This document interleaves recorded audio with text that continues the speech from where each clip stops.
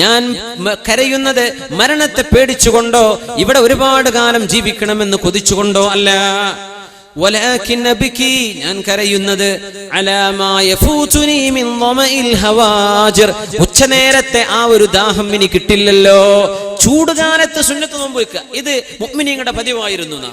ഇന്നത്തെ പോലൊക്കെ ചൂടുള്ള സമയത്ത്, ചൂട് സമയം ദാഹിക്കുന്ന ഏറ്റവും ശരീരത്തിന് ദാഹം തോന്നുന്ന സമയമാണ് ആ നേരത്ത് സുന്നത്ത് നോമ്പ്. അത് ചെയ്തിരുന്നു മഹാന്മാരായ. എന്തിനെന്നറിയോ? നാളെ പരലോകത്തെ ചൂടിൽ രക്ഷ കിട്ടാൻ വേണ്ടി, അള്ളാഹുവിന് വേണ്ടി ഇവിടെ ഒരു ചൂട് സഹിക്കുക, ശരീരം കൊണ്ട് അള്ളാഹുവിന് വേണ്ടി ത്യാഗം ചെയ്യാൻ. അങ്ങനെ ഒരു ത്യാഗം ഇനി മരിച്ചു പോയാൽ സുന്നത്ത് നോമ്പെടുക്കാൻ കഴിയില്ലല്ലോ. ഏറ്റവും നല്ല മഴ പെയ്യുന്ന തണുപ്പുള്ള രാവുകളിൽ ഉറക്കത്തിൽ നിന്ന് എഴുന്നേറ്റ് തഹജ്ജുദ് നിസ്കരിക്കാനും മരിച്ചാൽ കഴിയില്ലല്ലോ എന്നോർത്ത് ഞാൻ കരയുകയാണെന്ന് പറഞ്ഞ മഹാനാണ് ആമിർ ഇബ്നു അബ്ദുൽ ഖൈസ് റളിയല്ലാഹു അൻഹു. അവരൊക്കെ പിടിച്ചത് അങ്ങനെ. നമ്മൾ പറഞ്ഞു, പഠിച്ചോനെ എന്റെ കുട്ടീന്റെ കല്യാണം കഴിഞ്ഞിട്ടില്ലല്ലോ റബ്ബേ, കുടിക്കൽ കഴിഞ്ഞിട്ട് ഇപ്പൊ ആകെ 2 മാസമല്ലേ ആയിട്ടുള്ളൂ, പഠിച്ചോനെ ഇപ്പൊ തന്നെ കൊണ്ടുപോകാണോ? അവർ പേടിക്കണത് റബ്ബേ ഇനി ആ ഉച്ച നേരത്ത് നോമ്പ് വിൽക്കാൻ കഴിയില്ലല്ലോ മരിച്ചു പോയാൽ.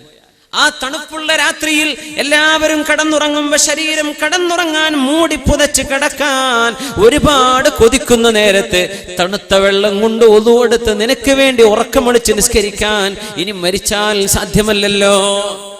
ഇങ്ങനെയാണ് അവർ പേടിച്ചത്. മരിക്കുന്ന നേരത്തെ ചിന്തയും അള്ളാഹുവിനുള്ള സമർപ്പണമാണ്. ഇതൊക്കെ ജീവിതത്തിന്റെ സത്തകളാണ്. ഈ ചരിത്രങ്ങളൊക്കെ ജീവിതത്തിന്റെ സത്തകൾ. ഒരു മനുഷ്യന്റെ മുഴുവൻ ജീവിതം എടുത്താൽ അതിന്റെ അവസാനമാണ് നമ്മൾ ഈ ചർച്ച ചെയ്തുകൊണ്ടിരിക്കുന്നത്. അല്ലാഹു സുബ്ഹാനഹു വ തആല നമുക്കും ഹുസ്നുൽ ഖാത്തിമത്ത് നൽകുമാറാകട്ടെ. അബ്ദുല്ലാഹി ഇബ്നുൽ മുബാറക് റളിയല്ലാഹു അൻഹു ഉണ്ട്. മുബാറക് എന്നവരുടെ മകൻ, മുബാറക് എന്ന മഹാമനുഷ്യന്റെ മകൻ. അതൊരു വലിയ ചരിത്രമാണ്. അത് നിങ്ങൾ ആ ചരിത്രം കേട്ടിട്ടുണ്ടോ എന്നറിയില്ല. മുബാറക് എന്ന് പറയുന്നത് അദ്ദേഹം എത്യോപ്യക്കാരനായ ഒരു അടിമയായിരുന്നു. മുബാറക് എന്നവര് അദ്ദേഹം ഒരു മുതലാളിക്ക് ജോലി ചെയ്തിരുന്നു. അദ്ദേഹത്തിന്റെ പേര് മൂസ ബിൻ മറിയം എന്നാണ്. അങ്ങനെ അറിയപ്പെട്ടിരുന്ന ഒരു മുതലാളി മൂസ ബിൻ മറിയം. ഈസ ബിൻ മറിയം നബിയാണ്, പക്ഷെ മൂസ ബിൻ മറിയം എന്ന ഇവരുടെ പേര്. അദ്ദേഹത്തിന്റെ അടിമയായി ജോലി ചെയ്തിരുന്ന ആളായിരുന്നു ആര്? മുബാറക് എന്ന് പറഞ്ഞ ആള്. മുന്തിരിത്തോട്ടമാണ് ജോലി. മുതലാളി 3.5 വർഷം കഴിഞ്ഞ് വന്നിട്ട് തോട്ടത്തിലേക്ക് വന്നിട്ട് മുബാറക്കിനോട് പറഞ്ഞു, മുബാറക്കെ നല്ല മധുരമുള്ള മുന്തിരി കൊണ്ടുവാ. അപ്പൊ ഒരു കൊല മുന്തിരി കൊടുത്തു. നല്ല പുളി, ഇത് പുളിയാണ്, മധുരമുള്ളത് കൊണ്ടുപോകാന്ന് പറഞ്ഞു. അപ്പൊ വേറൊന്നും കൊണ്ടു കൊടുത്തു, അതും പുളി. മുബാറക്ക് പുളിയും മധുരം നിനക്കറിയില്ലേ, ഒരു മധുരമുള്ള ഒരു കൊല കൊണ്ടുപോവാ, എനിക്ക് ഇപ്പൊ കഴിക്കാൻ. വേറൊന്ന് കൊണ്ടുകൊടുത്തു, അതും പുളിയാണ്. അപ്പൊ ചോദിച്ചു, മുബാറക്കെ ഇതെന്താണ് കഥ? പറഞ്ഞു, ഇതിലെ പുളിയും മധുരവും അറിയണമെങ്കിൽ ഞാനൊന്ന് രുചിച്ചു നോക്കണ്ടേ. നിങ്ങൾ എന്നോട് ഈ തോട്ടം നോക്കാനല്ലേ ഏൽപ്പിച്ചത്? ഇതിലെ മുന്തിരി ടേസ്റ്റ് ചെയ്ത് നോക്കാൻ പറഞ്ഞിട്ടില്ലല്ലോ. ഞാൻ തിന്നു നോക്കിയിട്ടില്ല ഇത്രയും കാലമായിട്ട്, എനിക്കറിയില്ല. അങ്ങനെയുണ്ടോ കച്ചവടക്കാർ, കച്ചവട സ്ഥാപനങ്ങൾ ജോലി ചെയ്യുന്നവർ? അങ്ങനെയുണ്ടോ? മുതലാളിമാർ ഏൽപ്പിച്ചത് മാത്രം, അതിനപ്പുറം ചെയ്യൂല, അതിനപ്പുറം ഒരു 5 പൈസ എടുക്കൂല, അതിനപ്പുറം 5 പൈസ കൈപ്പറ്റൂല. സത്യസന്ധമായി ചെയ്യുന്ന കച്ചവടം. അങ്ങനെ ഒരു അനുഭവം ഉണ്ടായപ്പോഴാണ് മഹാനായി മനുഷ്യൻ ചിന്തിക്കുന്നത്, തന്റെ സുന്ദരിയായ മോളെ കല്യാണം കഴിച്ചു കൊടുക്കാൻ ഇതിലും പറ്റിയ ചെറുപ്പക്കാരനുണ്ടോ? മുബാറക്കിനോട് ചോദിച്ചു, മുബാറക്കെ എന്റെ പൊന്നുമോൾ, സുന്ദരിയായ എന്റെ മകളെ, അവളെ കല്യാണം കഴിക്കാൻ യോഗ്യനായ ആൾ ആരാണ്? ആർക്കാണ് ഞാൻ കല്യാണം കഴിച്ചു കൊടുക്കേണ്ടത്? നിന്റെ അഭിപ്രായം എന്ത്? മുബാറക്ക് എന്നവര് പറഞ്ഞു, ഇസ്ലാമിന്റെ മുമ്പ് കല്യാണം കഴിച്ചു കൊടുത്തിരുന്നതൊക്കെ പേരും പ്രശസ്തിക്കും വേണ്ടിയാണ്. ഇസ്ലാം വന്നു, അതൊക്കെ നിർത്തി. ഇസ്ലാം അത് പൊളിച്ചെഴുതുകയുണ്ടായി. ക്രിസ്ത്യാനികൾ കല്യാണം കഴിച്ചിട്ടുണ്ട് ഭംഗി നോക്കിയിട്ട്, ജൂതന്മാർ കല്യാണം കഴിക്കാറുണ്ട് സമ്പത്ത് മോഹിച്ചിട്ട്, മുസ്ലിമീങ്ങൾ കല്യാണം കഴിക്കാറുണ്ട് അവരുടെ മതബോധം നോക്കിയിട്ട്. ഇതിൽ നിങ്ങൾ ഏത് വിഭാഗത്തെ പിൻപറ്റുന്നുവോ നിങ്ങൾ അവരിൽപ്പെട്ട ആളാണ്. മറുപടിയാണ് ഈ പറഞ്ഞത്. എന്റെ മോൾ ആർക്ക് കെട്ടിച്ചു കൊടുക്കേണ്ടത്? ഇസ്ലാമിന്റെ മുമ്പ് തറവാട് നോക്കി കെട്ടാറുണ്ട്. ക്രിസ്ത്യാനികൾ കല്യാണം കഴിക്കാറുണ്ട് വെറും ഭംഗി നോക്കിയിട്ട്, ജൂതന്മാർ കല്യാണം കഴിക്കാറുണ്ട് പൈസ കിട്ടാൻ വേണ്ടിയിട്ട്, മുസ്ലിമീങ്ങൾ കല്യാണം കഴിക്കാറുണ്ട് ഒരു മനുഷ്യന്റെ ദീൻ നോക്കിയിട്ട്. മൻ തശബ്ബഹ ബിഖൗമിൻ ഫഹുവ മിൻഹും, നിങ്ങൾ ആരെ ഇമിറ്റേറ്റ് ചെയ്യുന്നുവോ നിങ്ങൾ അവരിൽപ്പെട്ട ആളാണ്. അപ്പൊ എന്താ ചെയ്യാ?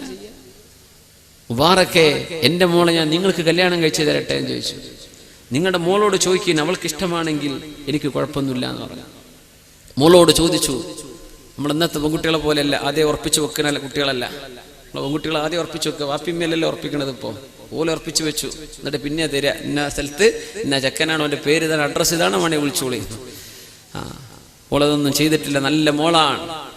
ആ മോളോട് ചോദിച്ചു, മോളെ വാപ്പാക്ക് നിന്നെ മുബാറക്കിന് കല്യാണം കഴിക്കണമെന്ന് ആഗ്രഹമുണ്ട്, മോൾക്കത് ഇഷ്ടമാണോ?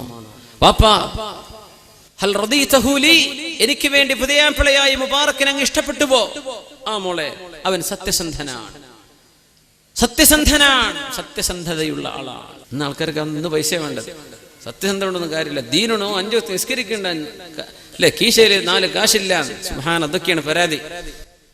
ഇതാണ് ദീനാണ് നോക്കേണ്ടത് എന്ന് ശരീഅത്ത് പറയാം. നമ്മൾ പറയാം അത് വേണ്ട. സുബ്ഹാനല്ലാഹ്, പിന്നെ എങ്ങനെ ഈ ഉമ്മത്തിന് ഖൈറുണ്ടാവുക?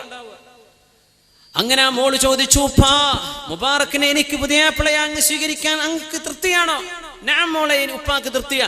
ഉപ്പാക്ക് തൃപ്തിയാണെങ്കിൽ എനിക്കും തൃപ്തിയായി ഉപ്പ എന്ന് പറഞ്ഞ മോളാണ് മഹാനായ അബ്ദുല്ലാഹിൽ മുബാറക് റളിയല്ലാഹു അൻഹുവിന്റെ ഉമ്മ. ആ മോളെ കല്യാണം കഴിച്ചു. മുബാറക് എന്നവരെ അടിമയായ മുബാറക് എന്നവരെ മോചനം ചെയ്ത് സ്വതന്ത്രനാക്കുകയാണ് ഉണ്ടായത്. ആ മോളിൽ, ആ ഭാര്യയിൽ ജനിച്ച മകനാണ് ലോകം കണ്ട പ്രഗത്ഭനായ പണ്ഡിതൻ അബ്ദുല്ലാഹിബിൻ മുബാറക് റളിയല്ലാഹു അൻഹു. അബ്ദുല്ലാഹിബിൻ മുബാറക് റളിയല്ലാഹു അൻഹു ആ വലിയ മഹാ മനുഷ്യന്റെ മകൾക്ക്, ആ ത്യാഗം ചെയ്ത വാപ്പാക്ക് ജനിച്ച മോനാണ് അബ്ദുല്ലാഹിബിൻ മുബാറക് റളിയല്ലാഹു അൻഹു. ലോകത്തോട് വിട പറയുമ്പോ, മരിക്കാൻ പോകുമ്പോ യാത്രാമൊഴി ചൊല്ലി അവസാനത്തെ വാക്ക് ചൊല്ലി ലോകത്തോട് വിട പറയുമ്പോ അബ്ദുല്ലാഹിൽ മുബാറക് റളിയല്ലാഹു അൻഹു ചിരിച്ചുകൊണ്ട് വിശുദ്ധ ഖുർആനിന്റെ ആയത്താണ് ഓതിയത്, സൂറത്ത് സ്വാഫാത്ത്.